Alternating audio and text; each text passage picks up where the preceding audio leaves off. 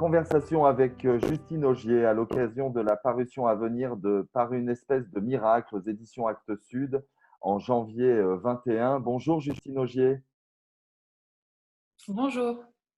très heureux de parler avec vous de ce nouveau livre qui s'inscrit d'une certaine manière dans la continuité du précédent, De l'ardeur, avec un personnage que l'on avait déjà croisé, Yacine Al-Haj Saleh, et un livre qui surtout poursuit l'exploration qui est la vôtre de l'histoire syrienne contemporaine.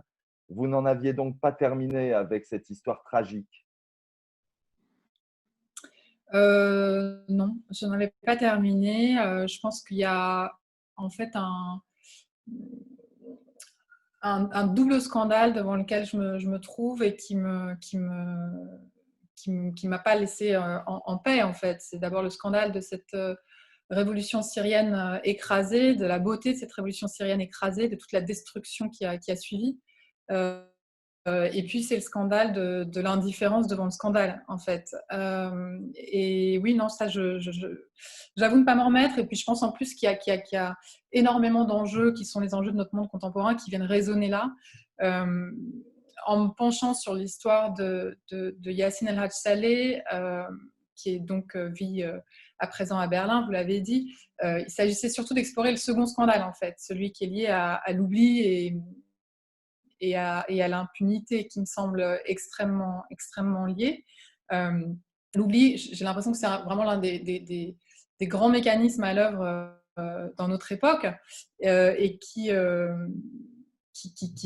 remet en question véritablement l'idée de conséquence et qui abîme la notion de responsabilité. Et ça, je crois voilà, que c'est quelque chose de tout à fait central auquel j'avais besoin de revenir. Alors, cette retrouvaille finalement avec ce personnage-là qui se passe, comme vous le disiez, à Berlin, c'est aussi une manière d'entremêler finalement vos regards, vos histoires, vos témoignages et aussi également finalement un rapport au livre. C'est aussi une histoire entremêlée. C'est celle de Yacine et c'est quelque part la vôtre, ou en tout cas le regard que vous portez sur celle-ci. Bah, c'est donc avant tout quand même l'histoire syrienne qu'il porte avec lui, qui est, enfin, son histoire est extrêmement, extrêmement liée à l'histoire syrienne, vous l'avez rappelé, et c'est quelqu'un qui vit, qui pense, qui écrit dans un corps meurtri par toute cette histoire et par sa violence. Mais évidemment, il est venu... Euh, il a quitté la Syrie comme des millions d'autres Syriens, donc vraiment son histoire continue d'être liée à celle des Syriens. Euh, et son objet en fait de réflexion a légèrement changé parce que c'est quelqu'un qui a toujours travaillé sur la Syrie et qui maintenant travaille depuis qu'il est en exil sur la Syrie et le monde, qui cherche à trouver justement les points de résonance entre ces deux notions-là. Voilà. Et c'est vrai que moi-même en fait, quand j'ai su qu'il habitait Berlin, quand j'ai entendu Yacine El-Haj Saleh vit à Berlin, que j'ai su qu'il venait là pour chercher en fait justement des, des pistes, des éléments pour mieux comprendre sa propre histoire syrienne, pour comprendre la destruction à l'œuvre dans son pays. C'est vrai qu'il y a eu une sorte de choc un peu multiples visages, mais pour résumer, c'est vraiment une intuition que j'ai eue en fait en découvrant l'histoire de Razan Zetouni, que cette histoire syrienne nous concernait au plus haut point. Voilà, c'est une intuition que j'ai eue et il se trouve que la présence de Yacine El-Haj Saleh à Berlin venait un peu la confirmer et tout son travail ensuite, son travail et puis aussi son exil très concrètement, enfin sont venus confirmer ça peu à peu. Et c'est quelqu'un qui a beaucoup réfléchi donc à la manière dont la Syrie est présente dans le monde dans la Syrie, qui est venu donc chercher chez Arendt, notamment chez des penseurs qui s'étaient penchés sur la Seconde Guerre mondiale, des éléments pour comprendre ce qui se passait en Syrie. Et là où ça devient tout à fait vertigineux, c'est cet entremêlement d'histoire syrienne et européenne, c'est que lui finit par penser même qu'en fait les dynamiques de destruction à l'œuvre en Syrie seraient peut-être notre futur à nous, Européens. Alors, ce qui est très beau et très touchant aussi dans le livre, c'est qu'on découvre un parcours marqué par la catastrophe et par la violence et par la guerre, et en même temps un parcours marqué d'une certaine manière par la lumière, par une forme de sagesse qui est représentée par son rapport au livre. Peut-être en quelques mots nous dire aussi cette dimension-là de ce personnage qui est évidemment une dimension très importante.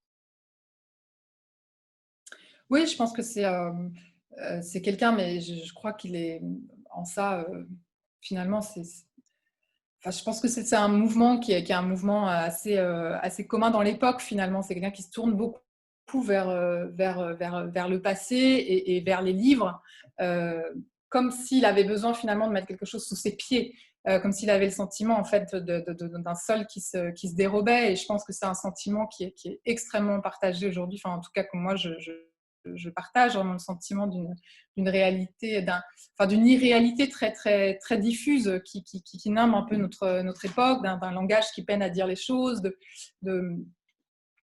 euh, de scénarios catastrophes qui surgissent comme ça dans le réel, de fiction extra-littéraire un peu présente partout.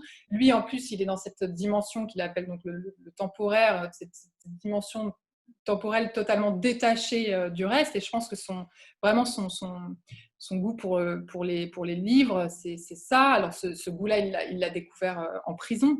Et ça a été ce qu'il a sauvé. Il a bâti un savoir qui a fait de lui l'intellectuel qu'il est devenu, puisqu'avant c'était un étudiant en médecine. Mais voilà, aujourd'hui, je pense que ce recours-là, il est d'autant plus vital qu'il est dans cette dimension un peu suspendue et très précaire. Eh bien, merci beaucoup, Justine Ogier. On parlait donc de ce livre Par une espèce de miracle, apparaître aux éditions Actes Sud en janvier 21.